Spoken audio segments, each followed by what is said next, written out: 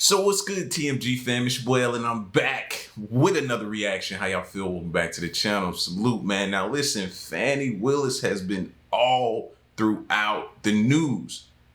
And here's more. Fulton County DA Fani Willis has been subpoenaed by House Judiciary Chair Jim Jordan after he has tried 3 times to get her to respond to requests to turn over documents voluntarily. Now, the subpoenas for documents, not an appearance, related to the Fulton County DA's use and alleged misuse of federal funds. Now, Willis is under the microscope for her alleged improper romantic relationship with the special prosecutor she hired to lead the Georgia election interference case against former President Donald Trump. Willis is responding on Twitter, quote, "These false allegations are included in baseless litigation filed by a holdover employee from the previous administration who was terminated for cause. The courts have ruled," she said, "found no merit in these claims. We expect the same result in any pending litigation." Dagan, she stands accused of using part of an... What was that show? How to Get Away with Murder? Oh, Annalise Keene. That's what this reminds me of right now, man. You know what I mean? This whole situation. And what you do outside of and in your bedroom should be your business, but you can't knock it when they say it's a conflict of interest. So you can't really get upset about people saying that, especially you know when they're going to use any type of thing. So this is getting crazier and crazy. This is a soap opera at this point. Almost $500,000 federal grant allocated for the purpose of helping at-risk youths for, and this is what is, quote, alleged frivolous, unrelated expenses, including MacBooks and clothes and travel, in part during this alleged illicit affair. She says everything was above board. Willis can respond on X all she wants and likely will rebuff this subpoena. Again, would the Department of Justice under Joe Biden do anything to find her in contempt of Congress? But there's an upcoming date. It's February 15th, where Fani Willis and Nathan Wade, they've been subpoenaed to testify at a hearing involving motions to disqualify them from the election interference case. So a lot more will be on display, one would think, in a matter of days. Yeah. And here's the thing, she's also accused, Raymond, of firing a whistleblower from her office over the same issue, which you heard her earlier say, you know, it was for cause. For any... See, now that's where it becomes a problem. That right there. Not only with the conflict of interest, but if you reprimanded somebody else for doing the same thing that they're alleged that you're doing, that's gonna be problematic. You know what I mean? And that's gonna make this whole situation bad for them. Anyone thinking to themselves, this is just Georgia and we shouldn't care, please note that part of their requests for documents include showing her use of funds from the Department of Justice, Office Programs, Office of Juvenile Justice, Delinquency Prevention, Office of Community-Oriented Policy and Services. There's so many. The point is, yes, everyone, your tax dollars are going to this specific person and this specific office in Georgia. Well, and how were they used? I mean, look, she's got multiple things she's fighting off, and Dagan's right. The biggest, it is really the hearing of whether these two people are qualified to continue the prosecution of Trump. That is really the more important case because of the egregious spending of federal funds being essentially laundered through this prosecutor slash boyfriend who booked trips for her and she paid... You see how they take like little digs and shots at you when they know something about, where they hit you with shot after shot every chance they get. Exorbitant fee to, and she booked him. She gave him a contract to do this job with no oversight from the Fulton County commissioners or the council. That also is a no-no. She did it on her own authority. There's so many problems with Fani Willis and the way this has been conducted, but it's going to come out, and I'm glad Jim Jordan's requesting these documents. We need to see it all. Full transparency. 3 times the charm, though, Lisa, because she hasn't complied with the prior 2. So we'll see. She maintains that these funds have been used efficiently and above board, again, to make Fulton County a safer, more just place. That remains to be seen. Well, it just underscores what hypocrites the left truly are, right? So she's going after Trump, calling him crooked, calling him unethical, and then look at her.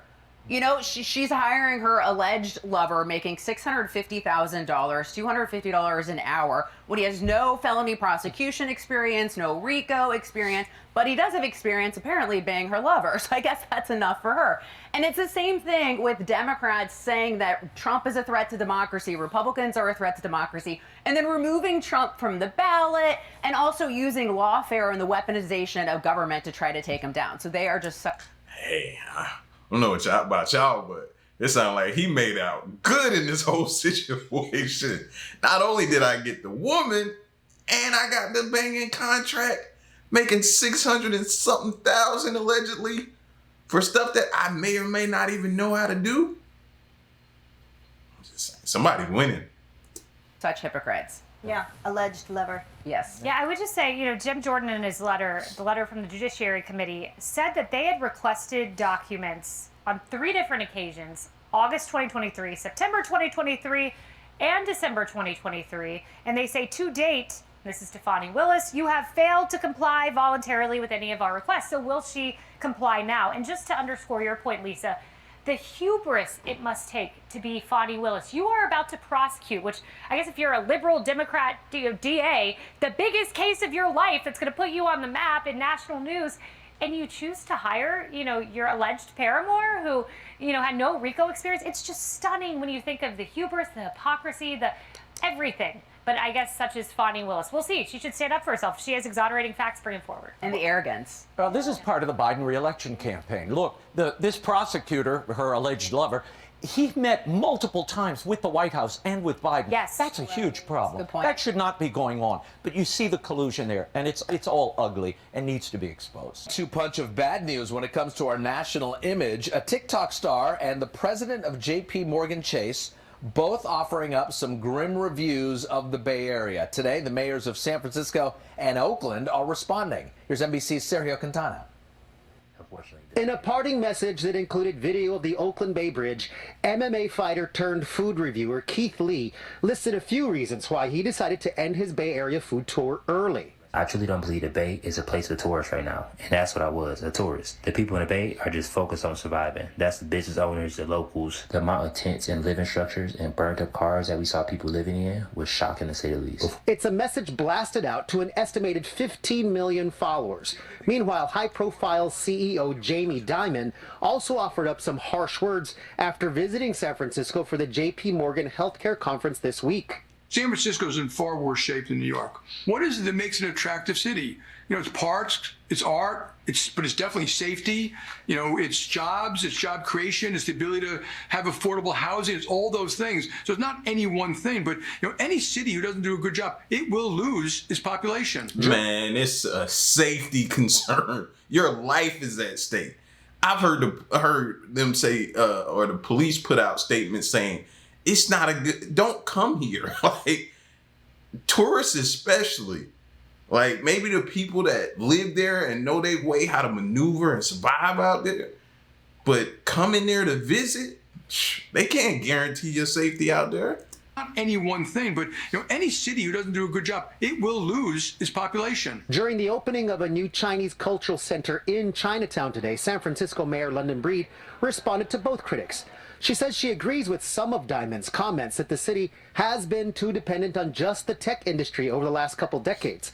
She says she's been pushing to change that and pushing for law enforcement improvements like the soon-to-be installed network of 400 license plate reading cameras in the city.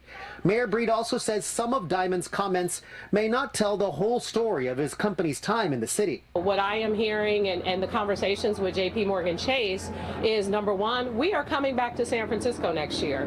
Number two, we have more people at this conference this year than even last year. Across the bay in Oakland, during an event calling for the recall of Mayor Sheng Tao, a local restaurant owner didn't mince words as he mentioned the latest TikTok from Keith Lee. Our businesses are dying. They're not dying because we have a bad product or a bad service. They're dying because people don't want to come to Oakland.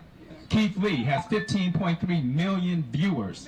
15 million viewers. He cut his stage short and left because he saw the crime, the cars. In Lee's post, he also mentioned that he left a little bit early in part because he had an allergic reaction to something that he ate at one of the restaurants. All in all, 2 very rough critiques for 2 cities that are desperate to attract more tourists. In a prepared response, he probably did them a favor with this. You know what I mean? Because now they know, okay, we gotta do something now. It's nationwide coverage. When you have somebody of his stature and the spotlight that's on him come there and say, man, I'm not doing this. I'm not eating here. I'm not subjecting myself to this. I'm worried about my safety. No, we not doing this. They gotta do something now, or some people's heads is gonna roll. Take it back to the old school saying. From Oakland Mayor Sheng Tao, she said in part she is fighting for a safer, more affordable, and more prosperous Oakland. Mayor is getting national attention for the way that she's spending taxpayer dollars. Now, critics say you can't turn your head in the Chicago suburb of Dalton without seeing the name of Mayor Tiffany Henyard. She's also the supervisor of a neighboring township and refers to herself as Super Mayor. It's her TikTok handle, too. But she's now accused of spending tens of thousands of taxpayer funds on self-promoting billboards, as well as putting her name on government buildings, government vehicles, even government rugs. Not to mention the Tiffany Henyard calendar, which includes the Super Mayor's birthday, because you can't forget that. She could pay for all of this herself, given that her salary for the two jobs is nearly $300,000. More than the state's governor, by the way. But it's all on the taxpayer's dime. And this goes beyond signage and merch.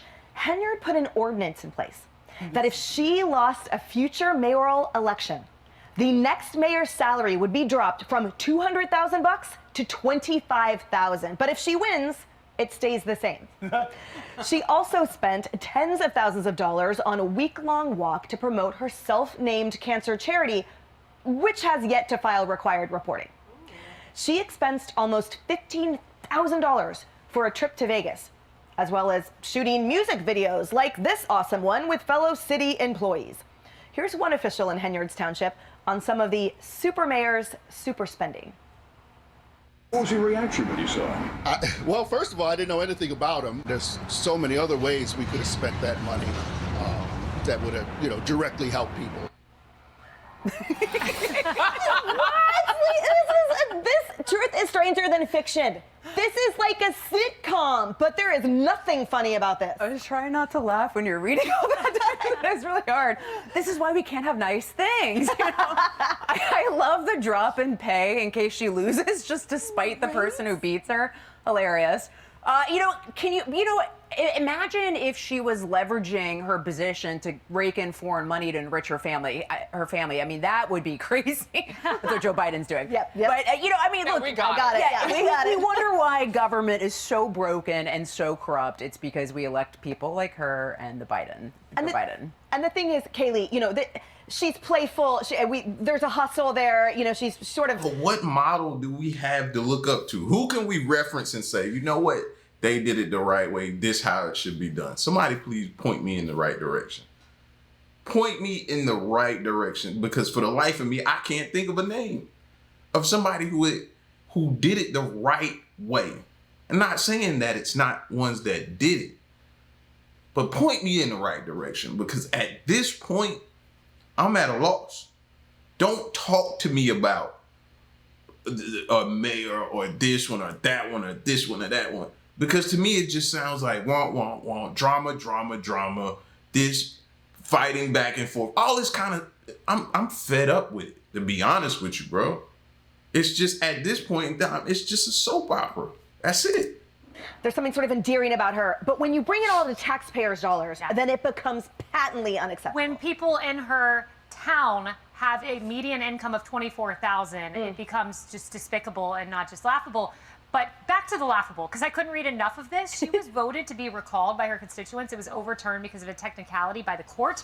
After her recall election, it's from FoxNews.com, in response to the failed recall, Henyard showed up at the next board meeting blasting a disco song, began dancing on the podium. "How y'all doing?" she said, blaring into the microphone. "Ain't no stopping us now. We on the move. Ain't no stopping us now." Typically, if you're narrowly survive a recall, there's some humility. But leave it to this lady to come with the disco music. I got it, and then the music videos on top of all that. Except that's like that scene, remember in Batman, the original, the best one with Michael Keaton, where Joker comes in blasting that awesome Prince song, and the whole thing is he was defacing all of the city's property while he was doing it, spray painting everything to the slab. It's sort of an analogy here, because at the end of the day, her constituents are suffering, and she's having a grand old time, and looks like in Vegas too.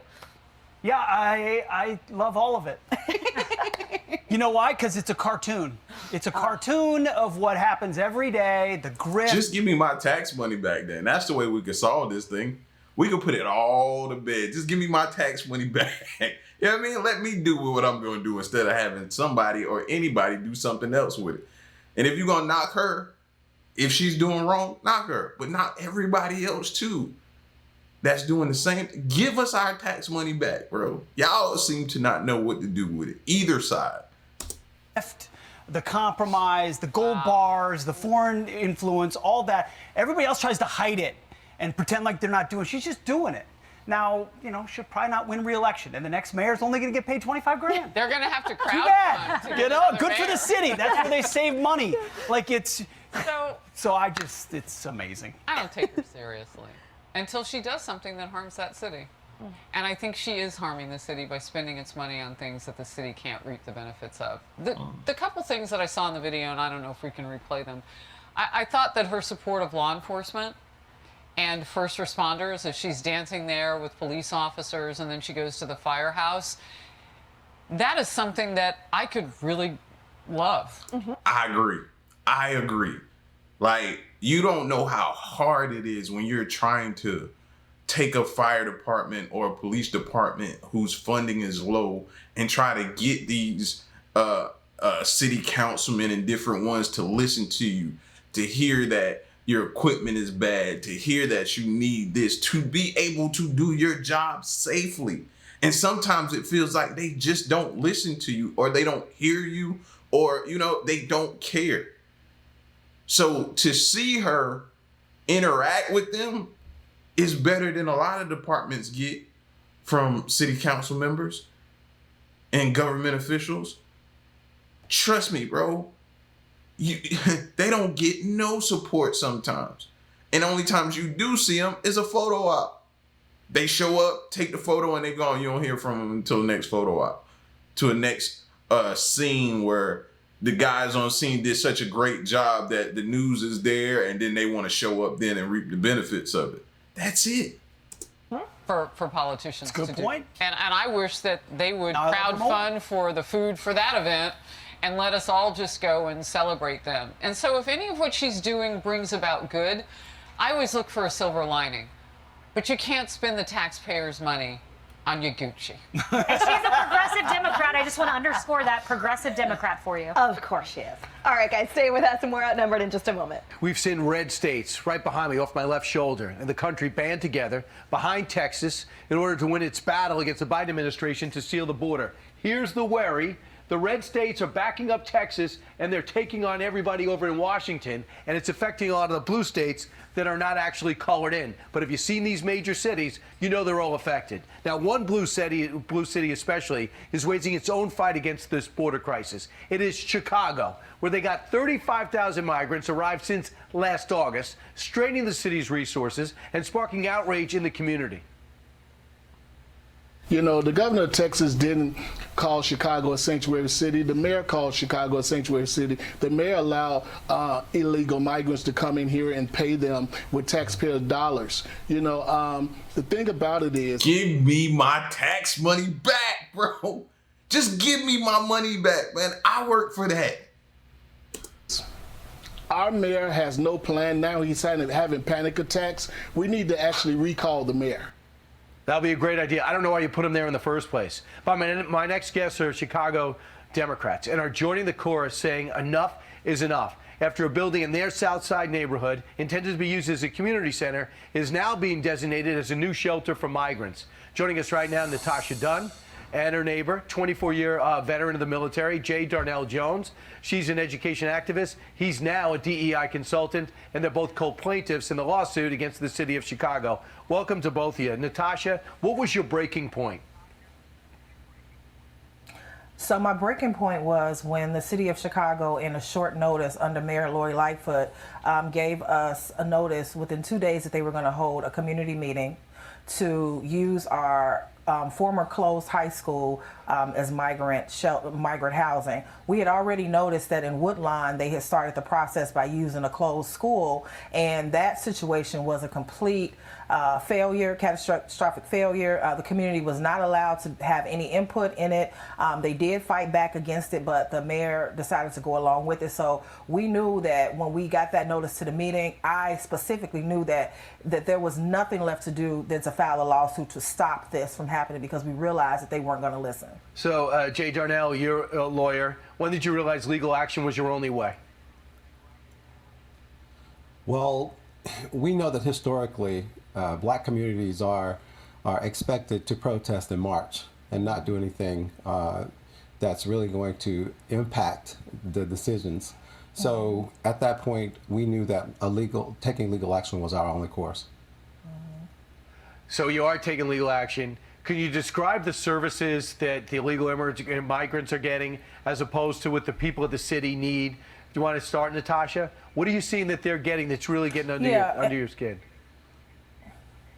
Yeah, and let me be clear. We were able to stop the city from putting the migrants in the school building, so they're not in our school building here in the city of Chicago. We were successful in that aspect. But what we see across the city of Chicago is that they're getting access to, they're getting up to $9,000 in funding. They're getting access. They're getting rental assistance. They're getting support, free childcare, free transportation. And with the housing situation, we're noticing now the city of Chicago has been scrambling to really find places for them to go. So they're making How many of y'all would like to have free housing assistance, free child care, $9,000 and all of that type of stuff too?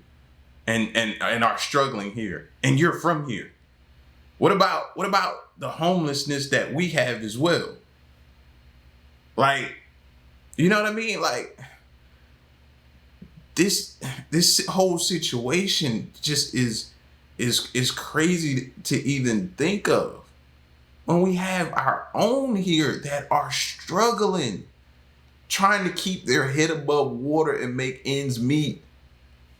Deals with landowners, and the problem with that is that in the black community there's a lot of absent landowners, and they've left dilapidated properties in our neighborhoods. We have fought for years to try to get those dilapidated properties to come back into the community, and now all of a sudden, now that there's this money falling from out the sky for migrants, these landowners are now using the money to renovate to allow migrants to get in. Let me give you an example. This one landowner in South Shore has a 8-unit building, designated 8-unit building. This man was allowed by the city of Chicago to turn this 8-unit building into a bed for 69 migrants. And he's already have a history of being a slum landlord. So we're now beginning to see that they're prioritizing migrants in housing, and then also utilizing land that really should be renovated and brought back into the community for community use. Yeah, Jay Darnell, real quick, what's your message to the president out there and the mayor? Because the worst is yet to come. We have reporters on the border every day. It is falling apart. What is your message to the people who allowed this to happen? My message is, first of all, is that I don't believe one political party is any better than the other in terms of making sure that the needs of black people specifically are being met. We know that because there's been a history of asking and not receiving anything, regardless of who you voted for. However, I do believe that this immigration issue is just one more bit of evidence to show that this is about corporate interests. This is not about us, and they will do anything they need to do and want to do to ensure those interests are met, not ours. I hear you. I mean, I'm seeing them getting dropped off on Long Island, where I'm in, working class communities, going by the rich communities because they know they put too much of a stink. And remember, when those migrants landed in Martha's Vineyard, all hell broke loose because they had a dozen. You're dealing with 35,000. We got 67,000. Unbelievable. Thanks so much for taking actions and not just standing by, guys. We'll keep fighting for you, and you keep fighting. Like, bro, I know people right now who are struggling, single parents that are just trying to make it, have a child, trying to get them back and forth to school, after school care, need assistance, can't qualify for assistance because according to the assistance programs, they make enough. They make too much, but they're struggling. They make too much, but they're struggling. And they're having to try to work 2, 3 jobs and still not making it enough, and having to worry about getting their child to and from school. Like, what do you, our own need this assistance and help. Come on, man. Like, she said something that was like, when she said, oh, all of a sudden the money just start flowing, when it's something that they needed to flow for. Interesting. Pay attention to this, people. Pay attention.